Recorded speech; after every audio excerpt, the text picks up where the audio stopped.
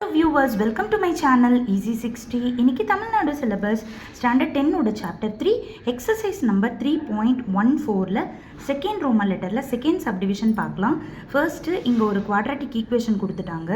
இந்த குவாட்ராட்டிக் ஈக்குவேஷனை எழுதி நம்ம ஜென்ரல் ஈக்குவேஷனோட எழுதி கம்பேர் பண்ணோம்னா ஏ வந்து 2, பி வந்து -7, சி வந்து 5ன்னு கிடச்சிரும். இப்போ ஆல்ஃபா ப்ளஸ் பீட்டாவோட ஃபார்முலா -b/a. ஸோ -7 அப்போ +7/2 வந்துடும்.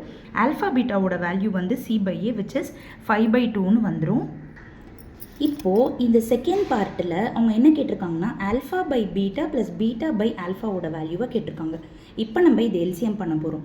டினாமினேட்டரை இன்டூ பண்ணிக்கோங்க. Alpha into beta, alpha beta. நியூமரேட்டரில் this into this, alpha into alpha, alpha square, நடுவில் ப்ளஸ் இருக்கிறனால ப்ளஸ் போட்டுக்கோங்க. This into this, so beta into beta, beta square. அவ்வளோதான், சிம்பிளாக எடுத்துடலாம் எல்சிஎம். இப்போது ஆல்ஃபா ஸ்கொயர் ப்ளஸ் பீட்டா ஸ்கொயரோட ஃபார்முலா நான் ஆல்ரெடி உங்களுக்கு ஃபார்முலா லிஸ்ட்டு போட்டிருக்கேன், அதை செக் பண்ணிக்கோங்க.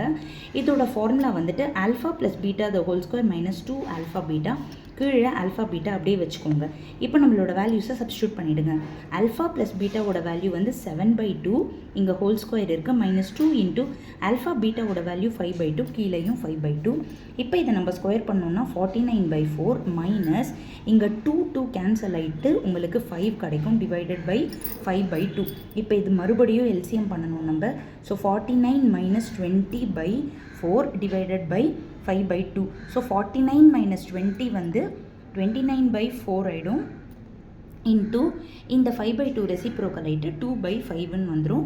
2 2s are 4ன்னு கேன்சல் ஆகிடுச்சுன்னா 29/10 தான் உங்களுக்கு இந்த செகண்ட் பார்ட்டோட ஆன்சர். செகண்ட் பார்ட்டை ஃபுல்லாக ஒரு வாட்டி லாங் ஷார்ட்டில் காமிச்சிடுறேன், பார்த்துக்கோங்க.